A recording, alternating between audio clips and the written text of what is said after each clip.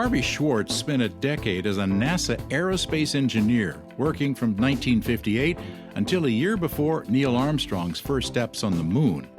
On weekends, he would scour Los Angeles flea markets, swap meets, and yard sales, restoring Art Deco lamps and light fixtures to their original glory. It was there that he fell madly in love with an unlikely substance, rattan, also known as wicker, especially the designs of Paul Frankel. Fred Astaire, Katharine Hepburn, Charlie Chaplin, and Frank Lloyd Wright all loved rattan. And Frankel's pretzel armchairs upped the rattan game, appearing in films and celebrity homes.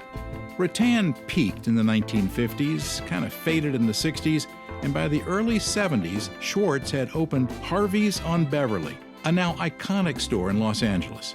Known today as the Rattan Man, Harvey owns the world's largest and most iconic collection of Frankel's rattan furniture, and his book, Rattan Furniture, Tropical Comfort Throughout the House, features over 400 color photographs, and it places rattan design in historical context.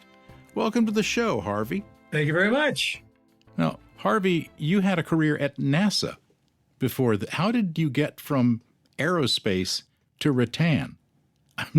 Well, in 1969, when all the 10-year programs were up, there was a lot of people with my qualifications out of work in Los Angeles.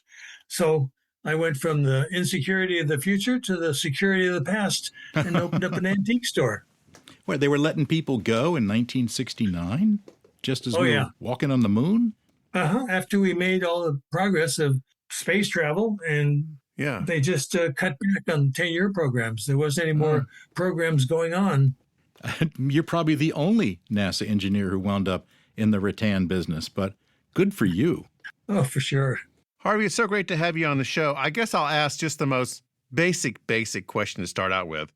What is the difference between rattan and wicker? Are they the same thing? No. Rattan is a solid pole. It's really in the grass family, and it grows up trees. It's like a vine, and they have to unwind it. It sometimes grows 200 to 300 feet long on the ground of a jungle. Bamboo is a shoot straight up, but it's hollow as opposed to rattan being solid. And then wicker, whenever you weave things together in a woven, then it should be called wicker. Okay. Those are the differences. So is wicker come from bamboo? No, wicker, well, sometimes it can be bamboo. It can be, they call it stick rattan sometimes. They can weave it out of burri. Originally, wicker was made out of hemp on the East Coast. There was a lot of hemp along the railroad tracks from the Chinese building the railroads, so they had plenty of it. Haywood Wakefield was the prominent person to make wicker. After hemp, they started weaving rope.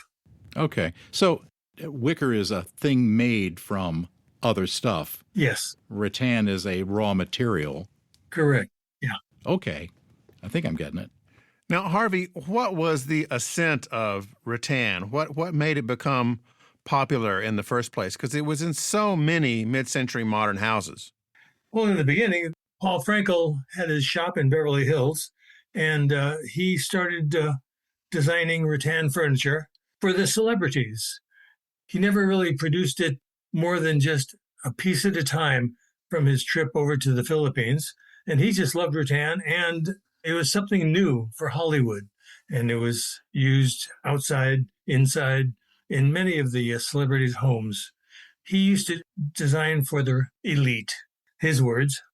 And it just became really popular 30s, 40s, and 50s. Well, when I talk to people about rattan, they always say, oh, yeah, that's the kind of furniture in my grandmother's house. So how did it evolve from custom pieces for celebrities to being across the country? People would see it in the movies, and everybody was making rattan. It was really easy. And then after the war, a lot of the people that were stationed all around the world would bring it over from the islands, wherever they were stationed, because it was free transportation for them. They could bring back all the furniture they wanted. So after the war, like 1945, it was just blossomed everywhere. And then everybody would see it in everybody else's homes. It looked so refreshing. So it became even more popular. So it was like a souvenir in a way. Yeah. And did the manufacturers pick it up then and start making it in mass? Yes, everybody picked it up. I started making it in mass. It was just the latest craze, and also tiki. And then as people would take vacations to the islands, they would see the rattan furniture and they would love it and come home and purchase it. And there was dealers and manufacturers across the country making it. I remember that if you went to a beach house in the 50s or 60s, they would be Adirondack-type wooden chairs outside. And then I think somewhere in the 80s, everything was rattan and wicker. When did that change? In the 80s, I think mostly it was due to the Golden Girls and the rattan that was really popular in their set every Saturday night for 8 years straight. You're right. Now that I think of it, there was a lot there. Yeah. As a matter of fact, that was my rattan on the Golden Girls in 1984. Oh, your claim to fame. I had a big shop on Melrose, and my predominant objects were rattan furniture. So it really became popular, and I think I brought it into existence. Now tell me about your book. When did you write the book? That was 1997. I had a big collection of it, and I loaned a big collection to the Santa Monica Heritage Museum, and they filled up a whole room with beautiful rattan, Paul Frankel type.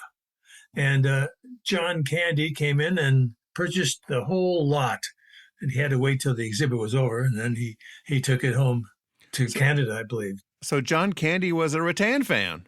Yes, he had a whole living room full, all matched cushions and matched colors. It was great. Do you have a favorite story involving a Frankel piece and a Hollywood celebrity? The reason I got into rattan originally was I had a little store on Beverly Boulevard, and I would buy and sell everything. Didn't know what was really popular, but I tried everything. And I had a great rocking chair and a chaise lounge of rattan sitting out in front of my store. And Barbara Streisand drove by and bought them on the spot. That's when she was building her Malibu beach home. One was Art Deco and Art Nouveau, but the pool house was all rattan. So I looked at that and said, well, this is the game for me to play. She likes rattan. Everybody must like rattan. So I started focusing on rattan furniture a lot. And did you try to get product placement for it early on, like the Golden Girls, or was that just a happy accident? That was a happy accident. They purchased it. I didn't know what it was for. I made the cushions for it. I'm reproducing all that furniture again. I do have a little bit of the originals, but I'm reproducing that and the fabric from the Golden Girls. So you are manufacturing rattan furniture now?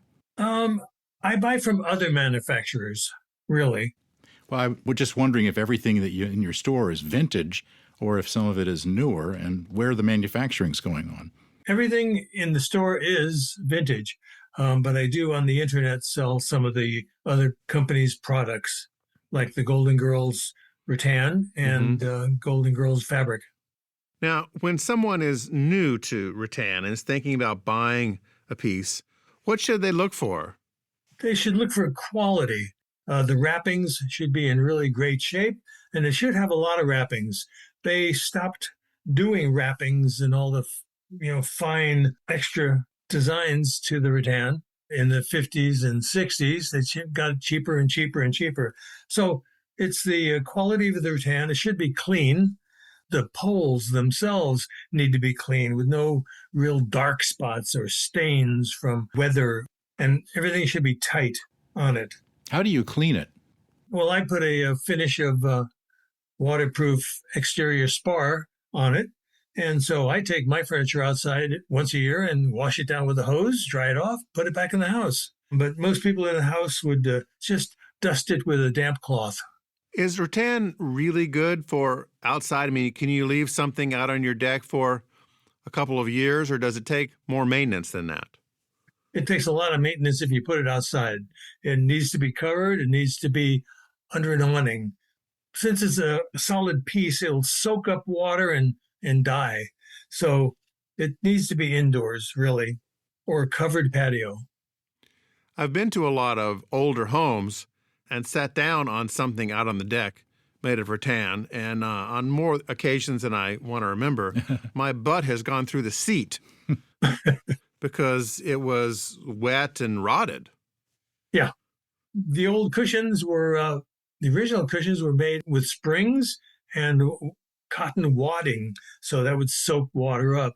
These days, I do make some cushions for outdoor furniture with a foam that's called Stay Dry, and the water goes right through it. But you can't really store it outside. And if you had to sit real deep into it, it must have been the late 50s rattan, which would have springs underneath, and they would give way. Okay. And are you seeing a resurgence in interest of rattan for new houses? Yes, it's getting really popular again, and it's on the cover of Architectural Digest. I think it was 2022 September, and it was the house of Cara and Papi Delavigne, and that again brought more customers to wanting more rattan because they saw it on the cover of Architectural Digest. Well, that's great. I mean, if you're making magazine covers, then things are happening. Yeah, it's been very good for me to be on the cover, and I get lots of phone calls, and everybody calls me up to sell their rattan too. So I've been able to buy a lot of rattan since that Architectural Digest came out. Now, I assume the most common structure for rattan is chairs. What else was very popular in terms of things made out of rattan? Well, couches, chairs, beds, chests of drawers, armoires. I've got everything you could dream of made out of rattan. That would fit into a home or an office, and also big desks. That was really popular, and little desks or vanities with mirrors. So anything you can dream of in a home was made out of rattan. This has been really fascinating, Harvey. Thank you so much for visiting with us. You can see more about Harvey and rattan at tropicalsunrattan.com. Thanks for joining us, Harvey. Oh, it's been my pleasure. Thank you so much. We were speaking with the rattan man, Harvey Schwartz.